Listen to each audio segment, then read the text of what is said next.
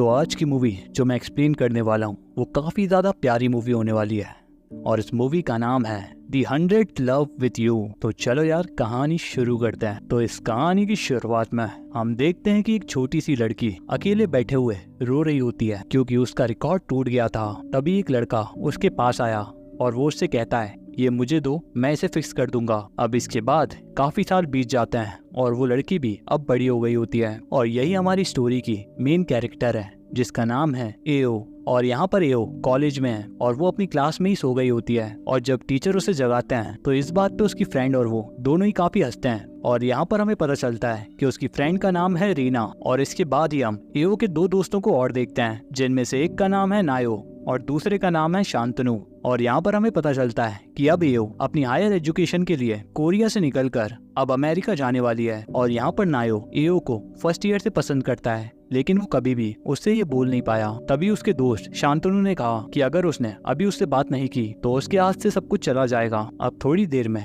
एओ भी यहाँ पर पहुंची क्योंकि यहाँ पर एक्चुअल में इन सभी का एक बैंड होता है और अभी फेस्टिवल पास आने वाला था तो सभी मिलकर उसी की प्रैक्टिस कर रहे थे। लेकिन प्रैक्टिस में अभी तक रीकू नहीं आया और रीकू यहाँ पर हमारा एक और मेन कैरेक्टर है। और यहाँ पर रीकू जब आता है तो वो सभी को ठीक से गाइड करता है और मूवी की स्टार्टिंग में हमने जिस लड़के को देखा था वो ये रीकू ही होता है। अब यहाँ पर गाना गाते वक्त कौन क्या गलती कर रहा है ये सब रीकू को अच्छे से पता होता है और रीकू के जाने के बाद वो सभी बात कर रहे होते हैं कि ये रीकू कितना ज्यादा परफेक्ट है और कभी भी किसी भी चीज में वो बिल्कुल भी गलती नहीं करता। और यहाँ पर हम देखते हैं कि रीकू अब अपनी प्रैक्टिस खत्म करके सीरियसली पढ़ाई कर रहा था। और यहाँ पर हम देखते हैं अगले दिन एओ लेट उठती है और उसका रूम भी पूरा गंदा पड़ा होता है। और ये देखकर एओ की मदर उसे काफी डांट लगाती हैं और उससे कहती हैं कि अमेरिका जाकर भी तुम ऐसा ही करोगी। अब उसे ऐसे ही डांटते हुए उन्हें पता चला कि किचन में रखा हुआ ब्रेकफास्ट जल गया। इसके बाद नेक्स्ट सीन में एओ और रीना एक पोस्टर पर काम कर रहे थे और यहाँ पर रीना को पता होता है कि एओ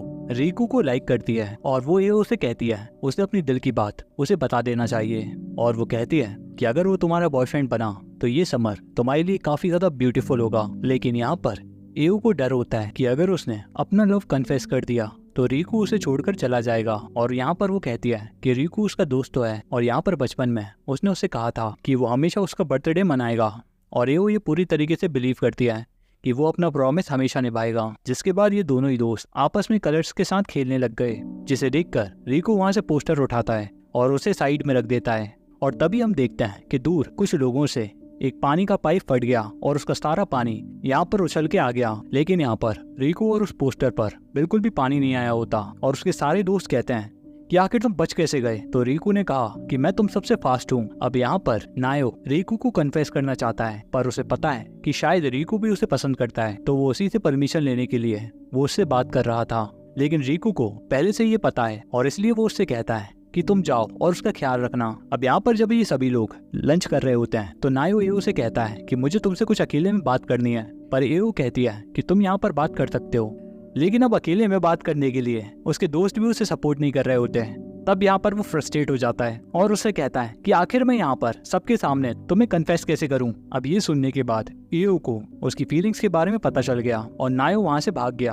अब एक फेस्टिवल में ये सभी गाना गाने वाले हैं जो कि अब काफी पास आ गया है, इसलिए प्रैक्टिस करने के लिए यहाँ पर एओ रीकू के पास आई और उसके रूम में वो एक रिकॉर्डर को नोटिस करती है। अब रीकू ने उसे देखा और उससे रिकॉर्ड लेके उससे कहा कि इसे टच मत करो और ये कहकर उसने वो कबर्ड बंद कर दिया। अब यहाँ पर रीकू को ऑलरेडी ये पता था कि एओ सॉन्ग की प्रैक्टिस करने के लिए यहाँ पर आई है। अब ये दोनों मिलकर यहाँ पर एक सॉन्ग लिखते हैं और रीकू यहाँ पर बहुत ही अच्छा गाना गाता है लेकिन वो कभी भी स्टेज पर परफॉर्म नहीं करता। और वो यहाँ पर एओ से कहता है कि अगर मैं अचानक से कहीं पर गायब हो गया तो तुम नायो के साथ हमेशा खुश रहना और क्योंकि तुम हमेशा ही किसी प्रॉब्लम में फंसती रहती हो तो मैं तुम्हें हमेशा यहाँ पर बचाने के लिए नहीं रहूंगा।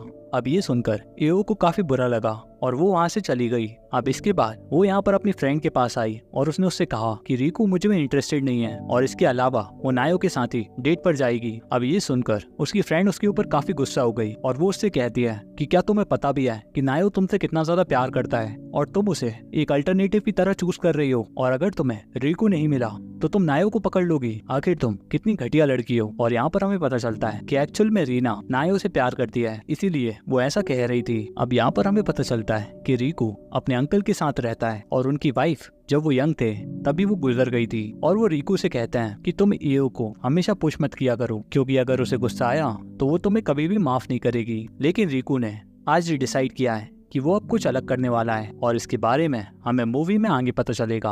अब इसके बाद यहाँ पर इनके परफॉर्मेंस का दिन आया, और यहाँ पर इन्हें पता चला कि वहाँ पर रीना नहीं आई होती, क्योंकि उसने जो कुछ भी एओ से बोला था वो उसके लिए काफी ज्यादा शर्मिंदा थी। तब यहाँ पर रिकू एओ से कहता है कि स्माइल करो जैसा कि तुम हमेशा करती हो। जिसके बाद ये सभी स्टेज पर गए, लेकिन एओ अभी भी काफी डिस्टर्ब थी, और उसी नर्वसनेस में वो गाना भी ठीक से नहीं गा पाई, और अपनी परफॉर्मेंस बिगड़ने के बाद वो रोते हुए अपने घर की तरफ जा रही थी। और तभी उसका एक्सीडेंट हो गया, और इसी वजह से वो टाइम ट्रेवल कर एक हफ्ते पीछे चली गई, और वो उसी टाइम में पहुंच गई थी जहां पर हमने देखा था कि मूवी की स्टार्टिंग में वो अपने कॉलेज की क्लास में सो रही होती है, और एक हफ्ते पहले उसके साथ जो कुछ भी हुआ था वही सेम चीज रिपीट होती है। और प्रैक्टिस में उसके फ्रेंड्स उससे क्या बोलने वाले हैं उसे ये सब कुछ पहले से ही पता था, और उसने ये सारी बातें अपने दोस्तों को बताने की कोशिश की, लेकिन उसके दोस्तों को लगता है कि वो बहुत ही सिली है, इसलिए अब वो उन्हें कुछ भी नहीं बताती। अब इसके बाद अगली सुबह जब वो सोकर उठी तो उसकी मदर उसके रूम को गंदा करने की वजह से उसके ऊपर काफी ज्यादा चिल्लाने वाली थी। तो उसके मदर के आते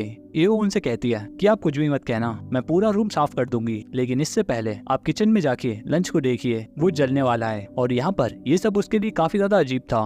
और यहाँ पर जब वो उसी दिन की तरह अपनी फ्रेंड रीना के साथ हैंग आउट कर रही होती है तो वो उससे सीधा कहती है कि मुझे पता है कि तुम नायो को पसंद करती हो और तुम्हें उसे कन्फेस करना चाहिए। और एओ ने उसे बताया कि ऐसा समझो कि सब कुछ पहले से ही हो चुका है। तब रीना उससे कहती है कि ऐसा कुछ भी मत सोचो, तुम्हें कोई अजीब सा सपना आया है और इन सब का कोई भी मतलब नहीं है। अब यहाँ पर एओ को भी पता था कि वहाँ पर पानी का पाइप फटेगा, तो इसलिए वो भी रिकू के साथ वहाँ पर आ गई, और उसके बाकी दोस्त सभी गीले हो गए थे। और अब ये सब देखकर एओ को लगता है कि शायद रिकू के साथ भी टाइम रिपीट होता है, तो उसने इस बात पर रिकू से बात की। तो ये सुनकर रिकू उसके ऊपर हंसने लगा, क्योंकि वो अपने सारे दोस्तों के सामने ये बात करना नहीं चाहता था। और जब वो अकेली होती है तब उसने उससे ये बात की, और तब रिकू ने कहा कि चलो मैं तुम्हें अपना सीक्रेट बताता हूँ। और घर ले जाकर उसने कबर्ड में उसे एक डिस्क दिखाई, और वो बताता है कि इस डिस्क की मदद से मैं पास्ट में जाकर अपनी लाइफ को रिपीट कर सकता हूँ। और ये सब कुछ उसके बचपन में शुरू हुआ था, और एक दिन अपने अंकल के पास उसे ये डिश मिली थी, और तब उसके अंकल ने उससे कहा था कि ये रिकॉर्ड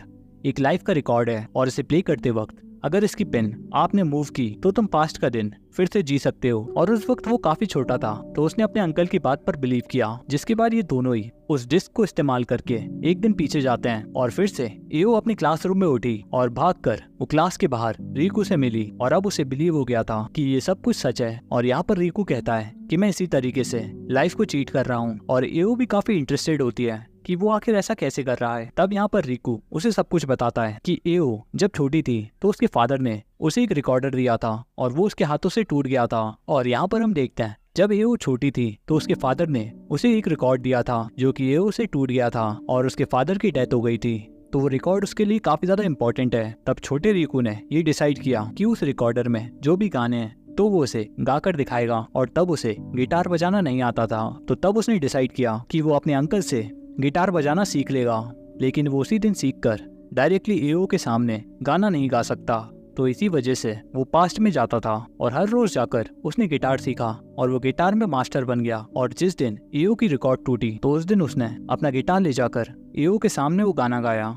और एओ अपने फादर को याद करके वहाँ पर रोने लग गई थी, क्योंकि उसके फादर हमेशा उसका बर्थडे मनाते थे, लेकिन अब वो मर चुके हैं। तब यहाँ पर छोटे रिकू ने कहा कि तुम टेंशन मत लो, तुम्हारे 100 साल तक होने तक मैं तुम्हारा बर्थडे हमेशा सेलिब्रेट करूंगा। और वो हमेशा उसके हर बर्थडे पर उसे अलग अलग गिफ्ट देता था। और एओ के 16 बर्थडे पर रिकू ने डिसाइड किया कि वो एक उसे स्पेशल गिफ्ट देगा, जिसे बनाने में उसे लगभग 1 महीना लगने वाला था। तो वो एक बार फिर से पास्ट में गया, और उसने एओ के लिए एक चॉकलेट का रिकॉर्ड बनाया था। और एओ ये देखकर काफी खुश हो गई, और वो उसे खा लेती है, लेकिन वो रिकॉर्ड एक्चुअल में प्ले भी हो सकता था। तब यहाँ पर रिकू एक बार फिर से पास्ट में गया और उसे प्ले करके दिखाया, और उसके अंदर एक हैप्पी बर्थडे सॉन्ग जो कि खुद रिकू ने रिकॉर्ड किया था।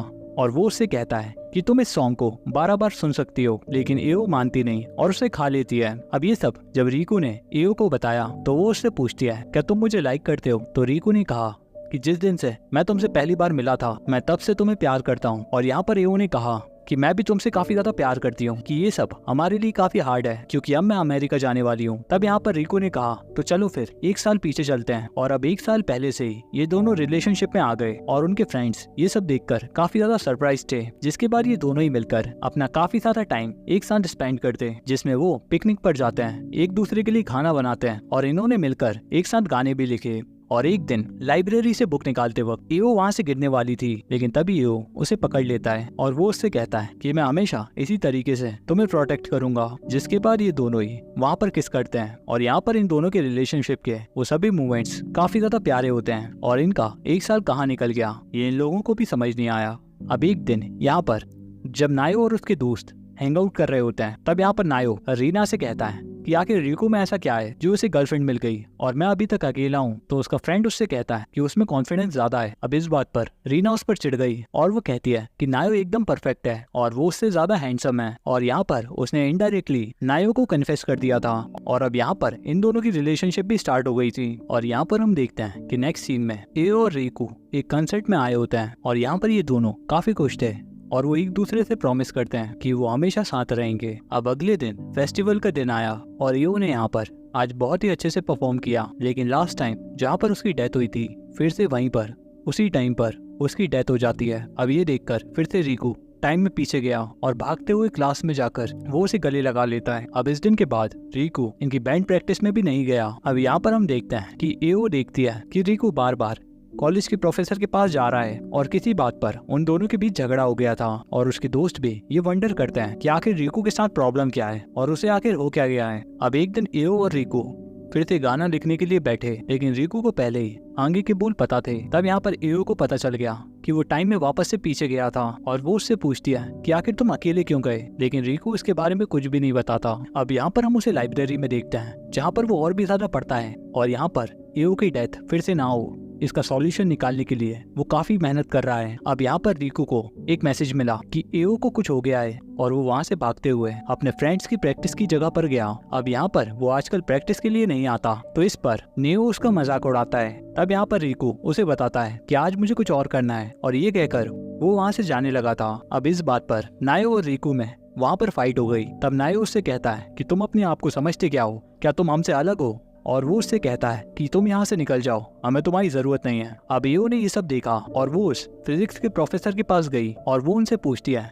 कि आखिर रिको आपसे झगड़ क्यों रहा था। तब प्रोफेसर उसे बताती हैं कि वो क्वांटम फिजिक्स के बारे में जानना चाहता था, मेनली टाइम के बारे में, लेकिन वो समझता क्यों नहीं कि वो सिर्फ 19 साल का है और वो सब कुछ नहीं जान सकता। और इसी बात पर वो काफी ज्यादा फ्रस्ट्रेट हो गया था। और तब यहाँ पर एओ ने रिको की नोटबुक देखी जिसमें उसने एओ को बचाने के लिए वो सारी पॉसिबिलिटीज लिखी होती हैं। और इसका ये मतलब है कि उसने एओ को बचाने के लिए बहुत बार ट्राई किया है और वो हमेशा ही इसी बात को स्टडी करता रहता है। अब एक दिन रिको ये सारी बातें अपने अंकल को बताता है और उसने कहा कि मैंने बहुत ट्राई किया लेकिन मैं उसे किसी वजह से बचा ही नहीं पाता। और लास्ट टाइम तो एओ को पता भी चल गया कि मैंने टाइम ट्रेवल किया है और यहाँ तक कि एओ ने भी टाइम ट्रेवल किया है। तो मैंने सोचा था कि सब कुछ ठीक हो जाएगा, लेकिन एक्चुअल में कुछ भी नहीं बदला। और लास्ट टाइम तो उसे लगा कि अगर एओ को बचाना है तो उसे खुद गाड़ी के सामने आना होगा और तब उसने वही किया। लेकिन उसके बाद वो दोनों ही एक बार फिर से पास्ट में चले गए थे। अब यहाँ पर जो भी बातें रिको अपने अंकल से कर रहा होता है वो ये सारी बातें एओ बाहर खड़े होकर ये सारी बात सुन लेती है। तब यहाँ पर रिको के अंकल कहते हैं कि तुमने ये सारी कोशिश करके अपने फेट को बदलने की कोशिश की, लेकिन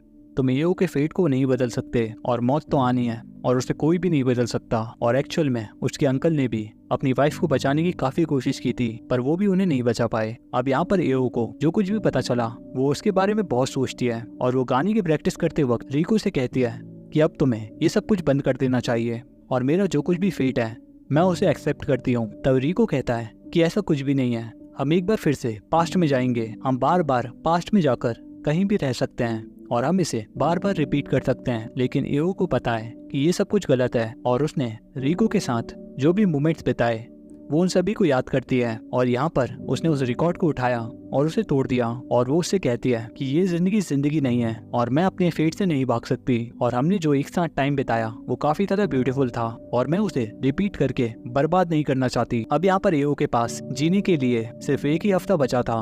अब अगले दिन जब वो उठती है तो वो टाइम से पहले उठ चुकी होती है और उसने अपना रूम भी पूरी तरीके से क्लीन कर दिया होता है। लेकिन आज उसकी मदर उसे एक अलार्म क्लॉक गिफ्ट करती है और वो उससे कहती है कि जब भी तुम्हें घर की याद आए तो जल्दी से घर आ जाना। तब यहाँ पर एओ अपने मदर के पास काफी रोई और यहाँ पर हम देखते हैं कि रिको उस टूटे हुए रिकॉर्ड को ठीक करने की कोशिश कर रहा था। तब यहाँ पर उसके अंकल उसके पास आए और वो उससे कहते हैं कि क्या तुम पूरा समय इसी को सही करने में बर्बाद कर दोगे? अभी एओ के पास काफी कम टाइम है और तुम्हें ये समय उसके साथ स्पेंड करना चाहिए। और तुम जो गलती कर रहे हो वो गलती मैंने भी की है और मेरी वाइफ ने इस गलती को नोटिस किया था और हमने इस पर बात की और लास्ट टाइम हम बहुत ज्यादा हंसे थे और इस मोमेंट को पास मत होने दो और तुम इस तरीके से अपसेट नहीं रह सकते, तुम्हें इसे पूरी तरीके से जीना चाहिए। जिसके बाद यहाँ पर रिको भागते भागते अपने फ्रेंड्स के पास गया और उसने अपने दोस्तों से कहा कि एओ का एक फेवरेट गाना है जिसे हम सभी लोग आज कॉन्सर्ट में गाएंगे। अब इन लोगों के पास काफी कम टाइम था लेकिन दोस्त हैं इसलिए एक दूसरे को सपोर्ट करते हैं और उन्होंने इस बात को एक चैलेंज की तरह लिया और रिको और नायो एक बार फिर से एक अच्छे दोस्त बन गए थे। अब इसके बाद रिको और एओ ने बहुत सारा टाइम एक साथ स्पेंड किया और फाइनली इनके फेस्टिवल का दिन आता है और वो रिको से कहती है कि मैंने सारी जिंदगी कभी टाइम पे ध्यान ही नहीं दिया, मैं हमेशा मूवमेंट में रश करती गई, मैं हर समय अपने इस मूवमेंट को छोड़कर आगे की तरफ भागती रही और अब मुझे पता नहीं कि आगे क्या होगा, लेकिन अभी वो रिको के साथ है, यही उसके लिए इनफ है। जिसके बाद ये दोनों भागते भागते फेस्टिवल में आए और रिको कभी भी गाना नहीं गाता था लेकिन आज उसने एओ के लिए वहां पर गाना गाया और इनके परफॉर्मेंस के बाद आसमान में फायरवर्क्स होते हैं जो कि कहीं ना कहीं एओ की विश होती है और यहाँ पर रिको ने उसकी ये विश भी पूरी की है। और यहाँ पर उनके गाने के बोल थे कि मैंने तुम्हारे साथ जो भी समय बिताया वो काफी ज्यादा सुंदर था और वो काफी ज्यादा ग्रेटफुल है कि रिको उसकी जिंदगी में आया। और इसके बाद ये कॉन्सर्ट यहीं पर एंड होता है जिसके बाद यहाँ पर उसकी डेथ हो जाती है। अब यहाँ पर रिको के बर्थडे पर एओ रिको के लिए एक गाना रिकॉर्ड करके छोड़ गई थी और उस गाने को सुनकर रिको काफी ज्यादा रोता है और यहाँ पर उन्होंने जो भी पल एक साथ बिताए थे वो उसे याद करके अपनी लाइफ में आगे बढ़ता है। और एओ का तो यही कहना था कि वो उसके लिए अपना टाइम स्टॉप करके नहीं रख सकता और आगे बढ़कर उसे अपनी लाइफ जीनी चाहिए और बहुत सारी अलग अलग चीजें ट्राई करनी चाहिए। और यहाँ पर हम देखते हैं कि यही चीजें वो अब ट्राई कर रहा होता है और लाइफ में आगे बढ़कर उसने अपने सिंगिंग के करियर को आगे ट्राई किया। और यहाँ पर बचपन में जहाँ पे वो फर्स्ट टाइम मिले थे वो उसी जगह पर आकर एओ को याद करता है और इसी के साथ ये कहानी यहीं पर एंड हो जाती है। और कैसी लगी ये कहानी कमेंट में जरूर बताना। मैं मिलता हूँ आपसे एक और नई कहानी के साथ, तब तक के लिए गुड बाय, सायोनारा।